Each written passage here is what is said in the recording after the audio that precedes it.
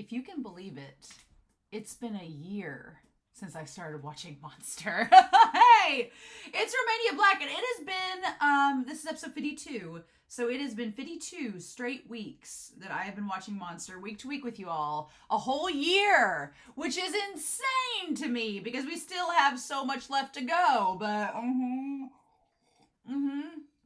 As I woke up this morning, I was like, wow, it is the 52nd week to watch Monster, so I definitely want to celebrate today. So I'm wearing the same shirt I wore for episode 1. My hair is a lot longer. It needs to be cut.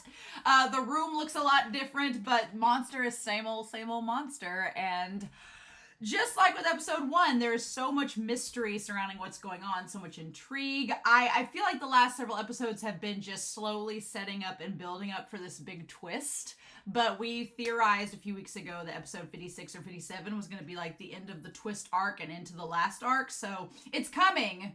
In the words of Lust from Fullmetal Alchemist, it's coming. So I'm like, ooh, but what is it going to be? Because there has to be a twist, right? There has to be a big old twist. And it's on its way. Because Lunge is in Prague investigating the Rose Mansion. Tenma has been taken into custody. Nina and Dieter are nowhere to be seen. Reichwein is unfortunately with Eva, who is terrorizing him, and he's trying to come to see Tenma. Schubert's trying to find him counsel. It's just a lot of things happening and a lot of mystery and not a lot of answers. So I feel like those answers are coming. We just don't have them yet. But before we start, I want to go ahead and talk about a couple comments that have come out of episode 50 this last couple of weeks. I Swallow Appleseeds 927 said that in Britain, Lunge's name would have been Henry. I think that's fine. I think Henry is a distinguished name. It fits Lunge's kind of dry, distinguished personality. I like that. I like it. But along with Lunge, Doily talks about how, Lunge was held at gunpoint and it didn't faze him. He was just ice cold about it. And I'm like, yeah, Lunge is a seasoned professional. He's been a detective for a while. I'm sure he's been in situations where his life has been put on the line. And he has a very clinical and objective outlook on things, so he doesn't really let his emotions get involved. So being held at gunpoint, he's like, no, I'm just gonna reach for the gun and stop. You're not gonna shoot me. He just has that kind of personality. Also, as HBanana7 will have pointed out here in a second, Lunge's also the one that rammed into Tenma's car like a freaking zombie to get after him. So after that episode, I'm like, I don't put anything past Lunge. HBanana7 talked about how Lunge, it's so weird that he's changing course, that he's, been all about Tenma, and now he's suddenly like, no, I want to find out about, Bonaparte and the Rose Mansion. In my mind, I feel like Lunge has kind of reached the point where he kind of thinks he knows how the story is going to go with Tenma. He's like, oh, he's been convicted, he's been taken away, whatever. But this Rose Mansion that could connect to Tenma is part of the objective data I need to find, so I'm going to research it instead. That's just how I feel about it.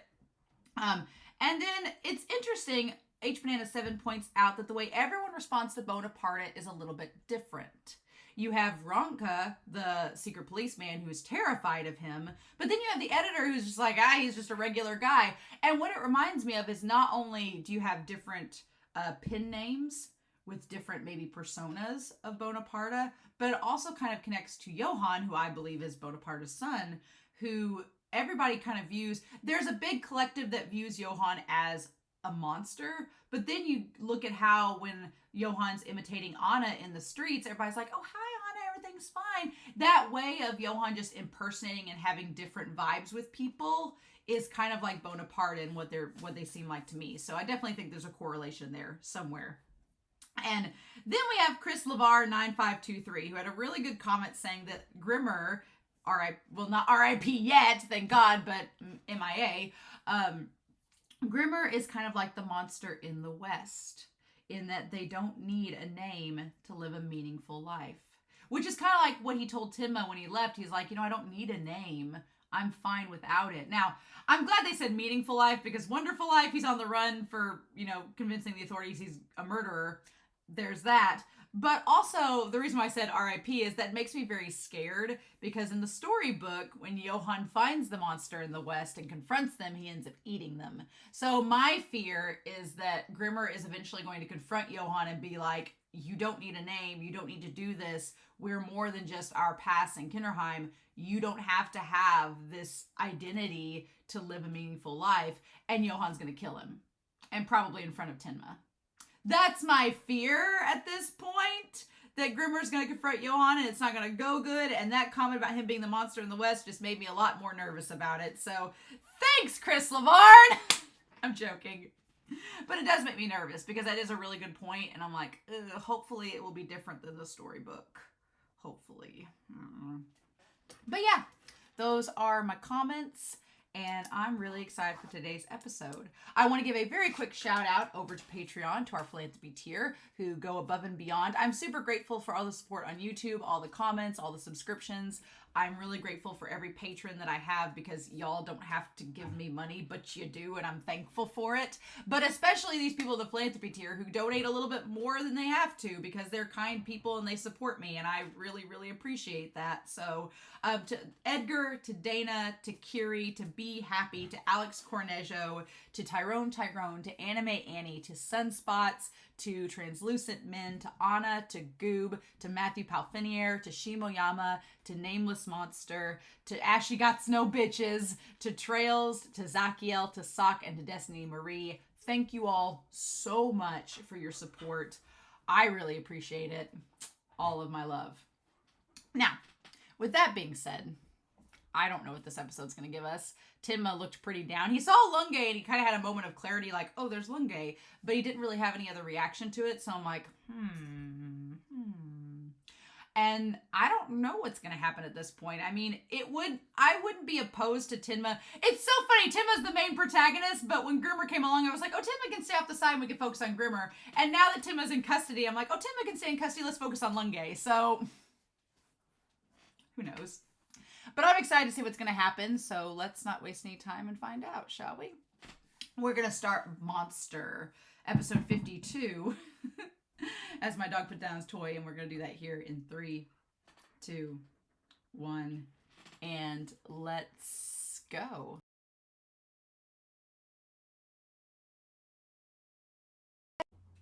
Well. Oh my God, why? Why can't we have nice things? Why can't we have nice things? Oh my God, Roberto, Ball. Oh. So yeah, there's a lot of things in this episode.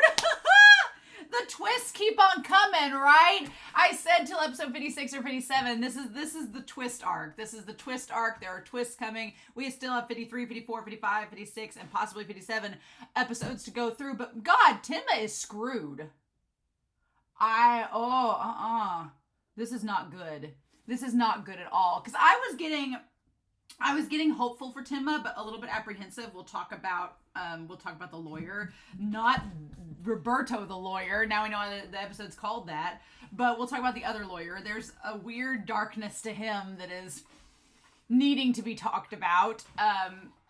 But we'll get on that. But I was feeling hopeful. I was like, okay, well, Tenma will probably be okay. And he's like, this lawyer's seemingly doing it for the right reasons. Okay. But now there's something else to it. And so we got to consider that as well. And I'm like, oh my God, what is happening? Because yeah, now not getting Schubert involved is making much more sense now if the lawyer and Roberto are tied together. I don't know. So, oh my God. But it's this idea of perseverance that is the main thread of this episode. Perseverance for Tenma, perseverance for Mulch, perseverance for the one lawyer, and perseverance for Roberto. If you just have faith and keep at it, it'll pay off, right? And then Raekwon and Eva, oh my God. Yeah, so this is all becoming a big problem, and we need to talk about it because this is like in layers. It's like an onion peeled back in this episode, and I was like, oh no. But man, what a great reveal, because I didn't see that coming at all. I was like, wait, what? And at first, when the guy was like, oh, I don't have mobility in my hand, I was like, okay, well, that's just a thing. But then when he talked about, you know, the Sea of Fire, I was like, oh, no. So, okay. So we need to go through this episode and talk about it. And of course, my dog is going to be unforgiving. So, yes. So let's talk about Milch first. Mulch, you know, whatever his name is. I felt like we were transported into a Trigun episode for a second because of the soundtrack. The theme had a very kind of like the Spanish guitar and everything. It felt like it was from Trigun because I've been watching that series. And so it felt like that. And then the clear blue sky, it felt very much like that as well. I was like, interesting. But yeah, so Milch, I thought the whole episode we were going to focus on them. Thought we were going to do that, but nope. That's not at all how things went. I was like, Milch was only there kind of I have a feeling that Milch was like a character that's there for a chapter, and they're just there to serve this one specific purpose, and then they're gone from the story. I thought that at first they were going to be like the center point of this episode, but no. And so that's why the title The Lawyer came out, and I was like, well, that's a weird title if we're going to focus on this escapee, but that's clearly not the case. I feel like it was just a manga chapter, and then they moved on. But I liked Milch's character and what they represented. The idea, the funny thing is that Milch isn't innocent. That's kind of the thing. I mean, not in regards to being a criminal. Milch has, in fact, stolen from multiple banks and keeps stealing. So it's interesting that he's positioned as this kind of positive character, but in fact, he's not. He's a criminal. He keeps on robbing banks. He keeps on lying, and he keeps on escaping, but he has this, like, persevering attitude, like he's going to just keep doing it, right? Which is very fascinating because he's not positioned as a character we should hate. He's positioned as kind of like a pitiful character that you're like, But his whole point in this story, Milch's entire purpose is to give Tenma motivation to keep going. Because he comments on how you know, sad Tenma looks, and he comments on how Tenma just, you know, looks so gloomy, and he's like, this is just your first time to prison. He's like, I've been in prison multiple times, and I keep on going because that's all that he has left. He talks about, you know, he doesn't have any family, he doesn't really have, his dream is further and further out of reach, but it's the only thing that keeps him going is this dream of going to Tunisia. And so he just keeps pursuing it, even though he knows it's kind of a hopeless endeavor. He's like, this is all I got. So, and it's kind of a message to Tenma being like, look, all you have is the story that you know, the truths that you know, and the only thing you can do is to keep going, right? Is to keep going, because that's all you can do at this point. You don't have any other options. You either have to keep trying to escape, keep trying to move forward, or you're just going to sit there and rot. Right? And so it's an interesting dichotomy, because at first Tenma seems to be taking Lunge's advice, and Lunge's like, the hardest people to interrogate are the ones that keep a steady face and never crack. And I feel like Tenma right now is doing a combination of Lunge and Milch, where he keeps on telling his story to anybody that will listen. He keeps on, you know, being consistent in the truth that he knows, but he's also not cracking like what Lunge was telling him. I feel like Lunge wants him to hold. Oddly enough, I feel like at this point, Lunge wants Tenma to hold on. He's like, don't give in. Keep on fighting, because I'm trying to find out the truth. It's not necessarily the truth that's going to set Tenma free, but Lunge's like, Lunge is so objective that Lunge's like, look, I still think that all the evidence points to you being the killer, and I've not strayed from that viewpoint. But now that I know these pieces of evidence that are weird and things aren't exactly lining up like I thought they were, I want to pursue and find out the truth of this scenario and this situation. And if that truth does not change my verdict about you, Tenma, then whatever, go to jail. But he's like, Lunge is about the law and justice. His justice, of course, you know, it's all what Lunge perceives. But Lunge is like, right now, my justice is kind of in this weird spot where I need to know more information to make the best educated guess on my end. So don't give up till I'm done researching, is basically what Lunge is saying. And so Tenma is trying to hold on. I liked the story with Milch about the coin locker and how he was just abandoned by his parents there, that they just left him behind. There's been a big theme about child abandonment in this series, which is incredibly sad, but it's about child abandonment. I find it funny that we have a story from Milch about being abandoned by his parents around the same time the one lawyer's wife is due to have a kid. It's, that whole cycle of life kind of coming into fray. But Milch saying that his parents abandoned him, and he assumes that they ran off, to go to Tunisia and live their best life. I have a feeling that's not the case. I have a feeling his parents abandoned him because of circumstances, but they weren't going on vacation. They were probably fleeing for their lives, and they were like, here, you stay here. This is the best place for you. And then from there, just kind of devolved from there. But it shaped Milch into the person that he is, regardless of whether his parents were abandoning him because they had no choice or because they didn't want him.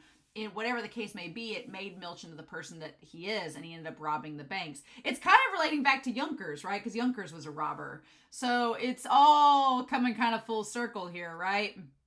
And he kept on escaping from prison over and over again. But he kept on repeating the same cycle. He would spend like a year or two carving his way out over and over again just to get caught a few days later, get sent back, and he just keeps repeating the cycle because that's all he knows to do. He's like, I can't give up.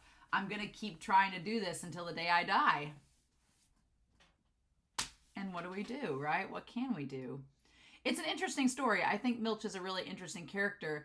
I really thought that he was going to try get Tenma out of prison. And he may come back, right? The thing with Roberto being involved now, Milch may come back into the story. Milch has been established as this character that's gotten out over and over and over again. It's taken time, but he's gotten out over and over again. So I feel like at this point, if Roberto manages to screw things up for Tenma and Tenma gets arrested and sentenced to prison, Milch may help him get out. And that may become a plot point. They may have introduced this character and established his perseverance and the idea that he's going to keep trying to escape. And then maybe Tenma will use Milch. At first, when Milch proposed, he's like, let's escape together. And Tenma was like, no, I'm going to take your advice and keep telling my story, but I'm not going to try to escape yet. Now that he knows Roberto is one of his lawyers and is possibly going to try to kill all the witnesses and prevent him from getting, any evidence that will support him, Tenma may get desperate and seek Milch out and be like, no, I need to get out of here. But we're going to talk about this. This paints a very bleak picture for Tenma because things are not on his side at all. And I'm a bit scared of where this is going to lead. But we need to get there first, right? God, I can't believe Roberto's back in the story. You all did a very good job of being like, who knows if he's alive or dead? Ha. And it happens 20 episodes ago, so you forget about him. And you're like, oh, well, he's dead. And then, surprise, bitch, you thought you saw the last of me. One of those moments. Oh, my God. So, yeah, the lawyer. So they go through all of the people that have died that Tenma is suspected of murdering. And Tenma really has nothing to say. They're like, oh, you're going to keep silent and you're still going to be prosecuted and tried. And they try to get him to confess and take a partial sentence. And Tenma's like, but I'm not guilty. I haven't done any of these things. The only person he's convicted of shooting is Roberto, who's now his lawyer. I'm like, oh my God, the tables. But yeah, Tenma's like, I'm not going to tell you anything. No. And so then we have the whole idea of Milch pretending to be sick. And then Tenma is just like, I like that Tenma gets him by himself. And he's like, why are you pretending? The look on Tenma's face of him being hopeless, it's not a look I really ever want to see on Tenma again. But does not bode well that Roberto's one of his attorneys. This is terrible, right? But I like that Milch at least gives him motivation to keep trying and keep going. He's like, look, I've been through all this crap and I've gone through this. I love the idea of the Tunisia picture. You think it's where he was at and then you fade back and it's just a portrait, it's just an illusion. It's really good. It's really good. And he's like, I'm going to get out of this place. And he's like, there's no hope in your face, but there's still hope in mine. He's like, I'm not giving up. As many times as it takes, I'm going to keep saying and going to keep fighting. And I like that he encourages Tenma. Tenma at this point is like, no, I've got to tell my story. I've got to tell my truth. The more people I tell, the more it gets out there. And I'm not going to stop until I finally convince somebody to listen and to pursue Johan. It is weird to note that that Tenma is not actively pursuing innocence necessarily, but he wants to prove that Johan exists so that Johan can be stopped from doing any more damage. And he's like, Tatakai. He's like, I've got to keep fighting. Tatakai. He's like, I've got to keep moving forward. I can't stop now. Tenma's having his Aaron moment, you know? He's like, I got to keep going. I got to keep fighting because that's all I know how to do. But the question is it going to bear any fruit or not? That's the scary thing, is that we're like, we don't know. So then we transition to the lawyer. The lawyer one of the lawyers who is the center part of this episode. And we find out about his dad being found guilty. And my path in life was decided. My dad moved to Czechoslovakia. Of course he moved to Czechoslovakia. Don't they all move to Czechoslovakia and then to Germany? Don't we all go through a Czechoslovakian period in our European lives? That's what seems to be happening with everybody. I'm like, what? Czechoslovakian people are like, what did we do? You know? But this guy going to Czechoslovakia is interesting because I'm like, did he... is this all going to tie back to Bonaparte? I don't know. It's like, is this all going to tie together somehow? It seems like it could. It seems like there's a chance. Everything's connected in this story, so it's possible. He opened a radio station in 1949, which is interesting. And then arrested for being a spy and for the murder of a member's secretary. Which, the idea of being a spy kind of connects back to Grimmer, even though the timelines don't add up. So that's interesting. And he was suspected of being a murderer. And his arrest had this huge shockwave in Germany. And even though he was still sentenced to 20 years in prison, and my mom proclaimed his innocence until she died. And you see the lawyer there standing over her. And then while in high school... Okay, now here's the thing. Until my dad's innocence was proven. Here's the thing. Oh my God. There are two men in the photograph with him. With the lawyer, there are two men standing there on either side of him. One of them looks like Roberto. The man with the receding hairline in the pink looks like Roberto. And the man with the hand on his shoulder, with the hair parted weird, kind of looks like Bonaparte. The timelines would add up. The timelines would sync up. Has this man that's the lawyer known Bonaparte and Roberto this whole time? If he has, I'm going to freak the fudge out. So don't tell me. Let me find out. But it looks like Roberto and Bonaparte on either side of him. And so if Johan sought out Roberto, who knew his father, to find answers and ended up swaying Roberto to joining his side... Oh my God. Oh my God. Oh, we don't know, but I don't know why I brought Whiteboard Coon out. I'm probably not going to use him that much, but I'm like, oh my God, there's a chance. I don't know who these guys in front of him leaning down are, but oh my God. And just the look on his face. The look on his face is this look of like vengeance, which that was what the whole thing with the Somewhere Over the Rainbow. He uses it when he talks to clients as a way of saying, like, this song is representative of my fight to prove my father's freedom and to acknowledge that he was unjustly served by the system, and I'm trying to, you know, make sure others don't suffer the same fate as him. But it's almost like a hollow song and a lie, because it's like, you know, somewhere over the rainbow. The reality is there's nothing over the rainbow. It's just, in the words of Jinx Monsoon's Judy Garland, it's a set. It's an illusion, right? So the entire song, even though it sounds like it's the song of freedom and it's this thing that's used in such a positive manner, when he freaks out on the wife playing it, that's a sign that there is some darkness in him, that he's not actually just doing this to defend people. He's doing it to uproot the system and to get vengeance, right? And so maybe him telling her to turn the sound off is a way for him to be like, I know this is a lie, what I'm saying, so I don't want my wife, like, being corrupted by it. His look, when he looked at her turning it on, was terrifying. it was just like that look, like it changed in an instant. And for a second, I thought he was going to be abusive. I thought he was going to go after her and like grab her and stuff, but he's not. And she doesn't seem to be scared of him. So, but that darkness, that monster is inside of him, just like anybody else. It's there. It's just, it flashes for a second, but it's there, right? And you see it in the photo as well. And he's like, I became Fritz Verdeman. So that's his name. Fritz Verdeman. Okay. Got him on this, right? The star of the legal world. And he says somewhere that it's the radio station my dad managed and started each day and ended this day with this song. To people like you in the East, it may stand for a song of freedom.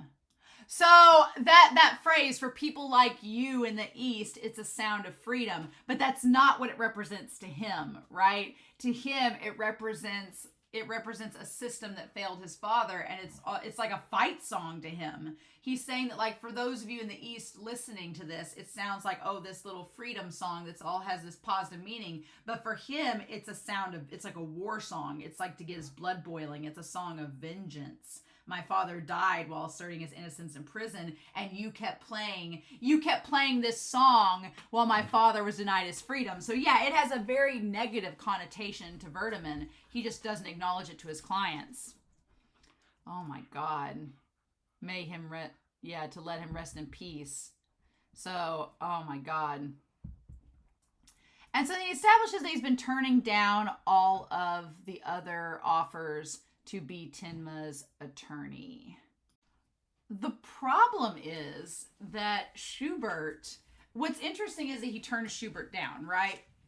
So he doesn't want to have Schubert be the one that has hired him, which in hindsight is probably, would be advantageous to Roberto, because Schubert knows Roberto, or at least has probably seen Roberto maybe in the library, or would recall him possibly, but I don't know. Roberto kind of hid out, so that might not be the case, but Schubert knows Johann like Roberto knows instantly. So it's advantageous to Roberto that Schubert is not the one that is hired as the client, because he knows Johann and would try his best to make sure that the evidence for Johann is found. But when you have the patients, that's more like the quote-unquote common people who have no knowledge of Johann, it makes it more advantageous for Roberto and them, because, well, then it's just that much more difficult to find information about Johann. So on the outside, it seems like, oh yeah, well, Verdeman is a good person because they didn't choose to take the case on behalf of some billionaire. But under the surface, it's like, does Verdeman know Johann? That is the question. Is Verdeman aware of Johann is the big question at this point. Because does he know, how well does he know Roberto? Does he know Johann exists and is like, yeah, I took this case on because I don't want you revealing Johann? We don't know. That's the big question, is how much does Verdeman know about Johann, if at all? Or is Roberto just hoping, did Roberto get hired on because of the fact that the patients are involved now? So yeah, so they end up going to that one place. He goes back to her and they're talking about the baby and they leave. And so he tells the story about Johann and says he'll say it as many times as he needs to. And Verdeman says, look, you're not trying to prove your innocence. You're just trying to prove that Johann exists. And Tenma's like, yeah, I don't want him causing any more damage. That's kind of the whole point of me doing this. And Verdeman agrees to take the case. It's interesting because Tenma is not exactly like Verdeman's dad. It's not a situation where Tenma didn't commit the crime and is being convicted falsely. It's the fact that he's trying to trying to prevent more crimes like this from happening, which is a little bit different. The big question too is, did Verdeman's dad actually, they say he was proven innocent after the fact. So, but was that true or not? There's a lot of questions about Verdeman and the reality of the case with his father, which I'm wondering is going to come out now that we know that Roberto's working for him. And then this question, right? What was, like, did this really start with Johann getting shot, or does it go back further than that? What he asks Tenma then is not that it started with Johann and him saving him, but was there something else driving him from before then? And for Tenma, he says that it ends up being this idea of all lives are equal, and fighting as a doctor to save someone no matter what. Which is such an interesting concept because he's trying to kill Johann, right? You would think that and I'm wondering if that's going to come back to play when he reaches Johann, if he's like, well, and maybe that is, maybe he's like, look, to save you, maybe that's what Johann wants, is for Tenma to kill him. I don't know, but you'd think Johann would have, gave himself up by now, but maybe I'm sure there's more to it. We all know that. But it's interesting that Tenma makes this statement about the fact that as a doctor, it's his job to save people regardless of whether they're good or evil. And he has shown that throughout the series so far in saving the mafia guy, in saving these people, in helping Milch. But the thing of it is, he's after Johann, which kind of goes against that declaration, right? And so then it ties to Verdeman, because Verdeman's like, yeah, as a lawyer, I have to defend people whether they're good or evil. And Tim was like, my crime was saving Johann's life, but do I have a right to choose to save a life based on whether they're good or evil? No. He's like, I don't know, right? Even now I can't decide. And that's when Verdeman's like, it's the same way with lawyers. We don't know if the people we're defending are good or evil. He's like, we don't know. He's like, that's just part of the gig, right? You just have to do your job. And he's like, here's the list of people who asked me to represent you. And the moment he starts saying all the names and Tenma knows them all, Verdeman realizes that, yeah, these are definitely all people he's defended, and that Tenma's a good person. He's just been convicted wrongly of this crime. But that's an interesting thing, too, of like, yes, as lawyers and doctors, regardless of their job, don't know the inner workings of the people they save. Because, yeah, Verdeman's like, the guy that I defend and win the case for, he may have turned out to be actually guilty, but it's not my job, right? My job is to defend them regardless. And so he's like, I can't tell if a person is good or evil either. He's like, when we represent someone, there's only one thing that we can do, and that's have faith. And the same thing with being a doctor. When you save someone as a doctor, the only thing you can do is have faith that they're going to become a good person. Again, it's flying in the face of Tenma's objective to kill Johann, so I'm wondering if that's going to keep coming up as we go through the story. But that's probably my favorite scene, well, other than Roberto showing up at the end of them. And then there's Eva. Bless her heart. Poor Reichwein and Eva having to deal with them. Reichwein's like, why am I stuck with this bitch? But she's a key witness. She remembered Johann firing the shots and killing Junkers. So she's an eyewitness to Johann. So Reichwein's like, oh my God, she's the alibi. She's the proof that we need.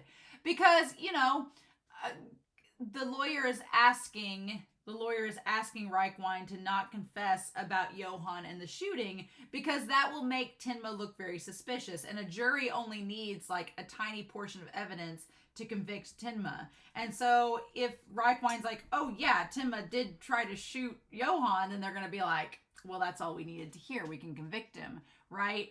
The problem is Roberto is there now. But here's the thing, Roberto, it's such a tenuous situation because you have Roberto, who is Ball, who is the lawyer.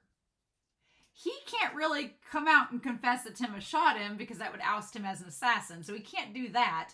But Tenma now is working with someone that knows everything about what happened that day. So on the sidelines, they're going to be able to work to erase the evidence that Tenma needs to prove his innocence, which is really bad. And now it puts Reichwein in danger because Reichwein knows Roberto. So Reichwein's going to try to get rid of, Roberto's going to try to get rid of Reichwein and Eva as well. And they're connected together right now. So that's really bad. I'm like, I don't want Reichwein to die. I don't really want Eva to die either, even though she's batshit crazy.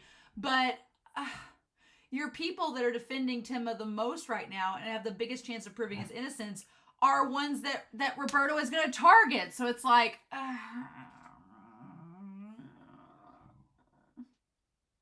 but yeah, Vertiman's like, yeah, the people here are just trying to look for a scapegoat.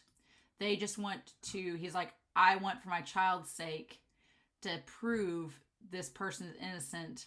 Our unjust country must repent for its sins. That is the thing too, is that Vertiman, in becoming a defense attorney, is trying to also make his country pay for just using people as scapegoats like they did with his father. So yeah, there's a darkness there for sure, right? The question is Vertiman going to meet Johann, and is that darkness going to get exposed? And then Eva, I love Reichwein's face when Eva's brought up and he's like, oh, her? Oh, she's the last person we want on the witness stand. She's drunk half the time and would be a terrible witness. But the sad thing is she knows the alibi. She's the one with the information that we need. And Roberto, the person that tried to kill her, is one of the attorneys. And that's the problem too, is that when we were introduced to Roberto, it was established he was a hitman. But we really didn't know what his daytime job was. So how long has he been posing as an attorney?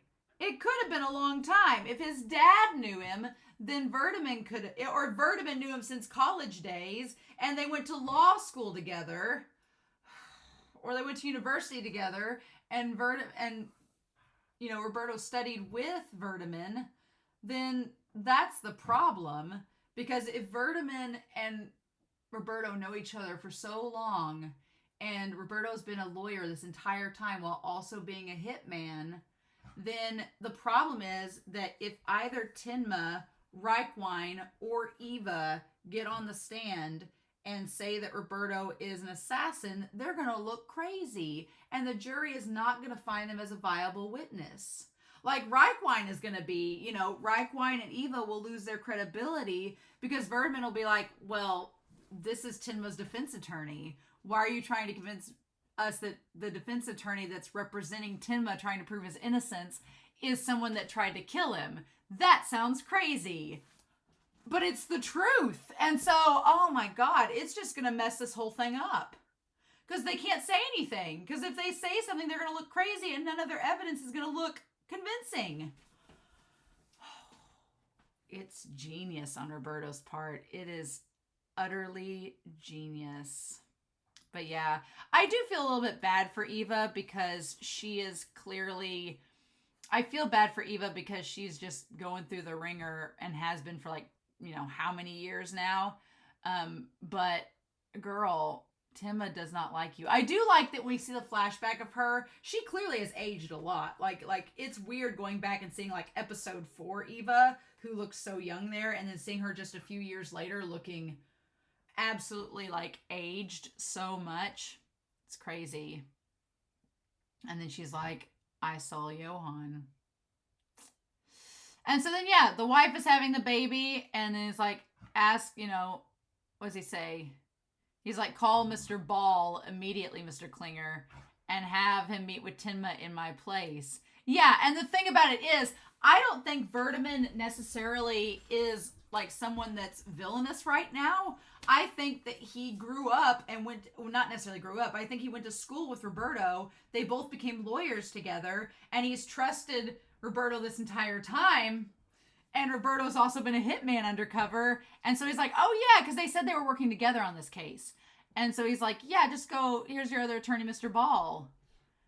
Oh my God. And he drops the pen and says, I can't get used to holding it with my left hand. And that's when Tenma sees him. I've lost quite a bit of weight. Oh my God, you actually shot me.